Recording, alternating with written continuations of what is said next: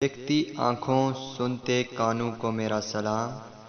عمر journey کے معزز ناظرین، آپ سن رہے ہیں عمر فاروق کو۔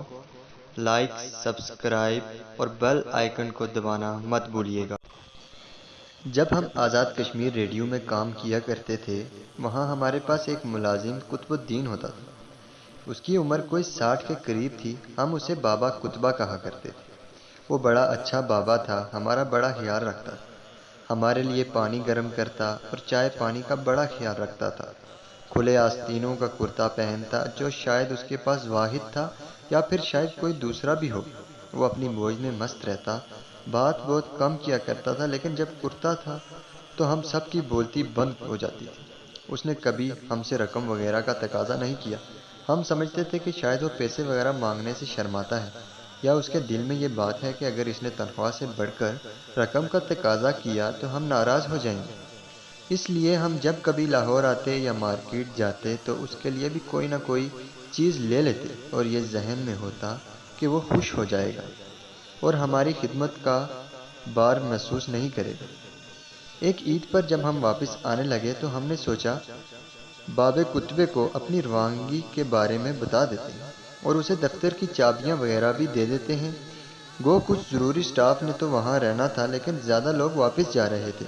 ابھی ہم یہ سوچ رہے تھے کہ اس سے کیا ہدایت دینی ہے تو بابا قطبہ دوڑتا ہوا وہاں آ گیا۔ اس کا سانس پھولا ہوا تھا۔ اس نے کہا، مجھے ڈر تھا کہیں آپ چلے ہی نہ گئے ہوں۔ اس کے ہاتھ میں ایک شاپر تھا۔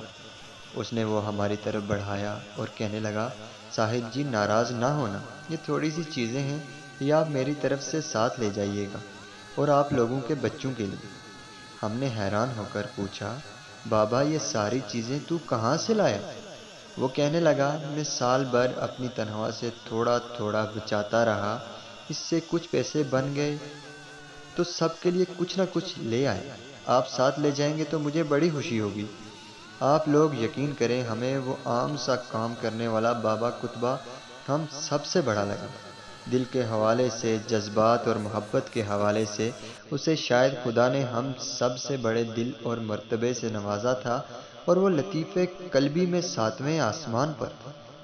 عید چھوٹی ہو یا بڑی، ہم سب اسے اپنے ملنے ملانے والوں تک ہی محدود رکھتے ہیں۔ خاص کر بڑی عید پر تو گوشت سے سال بھر کے لیے ٹھنڈی مشینیں فریج بھر لی جاتی ہیں، اور یہ رواج بڑا عام ہے کہ گوشت انہی کے گھر بھیجنا ہے جہاں سے آیا۔ حالانکہ حکم یہ ہے کہ قربانی کے گوشت کے باقاعدہ حصے کیے جائیں، ایک حصہ رشتہ داروں اور احباب، دوسرا غربا، مساکین اور ایک مقدار اپنے لیے رکھی جائے۔ لیکن اس طرح نہیں ہوتا۔ ہمارے گھروں میں عورتیں کہتی ہیں، اسی انہاں نوں گوشت کیوں دیواں، انہاں کیڑا سانوں بھیجیا ہے۔ گھر کے ساتھ گھر میں ہمسائے اور محلے اور قرب و جوار میں ایسے بے شمار لوگ ہوتے ہیں جنہوں نے قربانی نہیں کی ہوتی، لیکن پتہ ہونے کے باوجود انہیں حصہ نہیں دیا جاتا۔ ایسے تو نہیں ہوتی نا قربانی۔ بڑی عید پر تو باقاعدہ مقابلہ ہوتا ہے کہ بھائی ساتھ والے جیسا بکرا لے کر آتے ہیں اس سے بڑا ہم لے کر آئیں گے، نہیں تو ناک کٹ جائے گی۔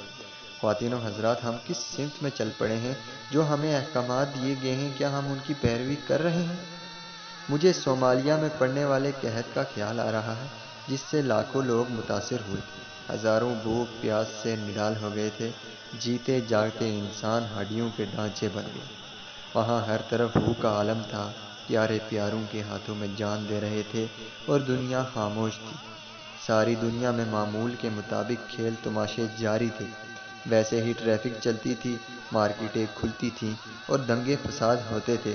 صومالیہ میں بھوکے پیاسے لوگ جیتے جی ممیوں کی شکل اختیار کر گئے۔ وہ قحط نہیں تھا، ہمارا امتحان تھا، انسانیت کا، ہمارے مزاجوں کا۔ وہاں امداد تب پہنچنی شروع ہوئی جب وہاں اکا دکا جیتے انسان بچے تھے۔ لیکن آپ نے دیکھا کہ جسے آپ لوگ سپر پاور کہتے ہیں، اس نے ایک ایسے ملک پر یہ کہہ کر لشکر کشی کر دی کہ وہ مہلک ہتھیار ہے۔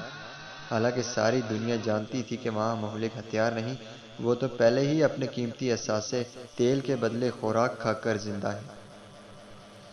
ہونا تو یہ چاہیے تھا کہ صومالیہ کی طرف دنیا فوری رجوع کرتی، لیکن توجہ زیادہ ہلاکتوں کی طرف ہوئی۔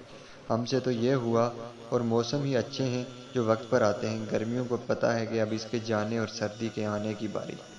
وہ ذرا ضد نہیں کرتی، ہوا مسلسل اپنی ذمہ داری نبھا رہی ہے اور ہم جہاں بھی ہوں ہم تک پہنچتی ہے، لیکن ہم انسان اپنے فرائض سے غافل ہیں۔ پیارے بچوں اور سننے والے ناظرین، آپ کا بہت وقت لے لیا۔ خدا آپ کو آسانیاں عطا فرمائے اور جیسا ان بابا کتبہ جیسا تقوی اور توکل، موسمو جیسی ذمہ داری اور باب کتبے جیسی محبت اور نرم خوئی عطا فرمائے اور اسے تقسیم کرنے کا شرف عطا فرمائے۔ اللہ حافظ۔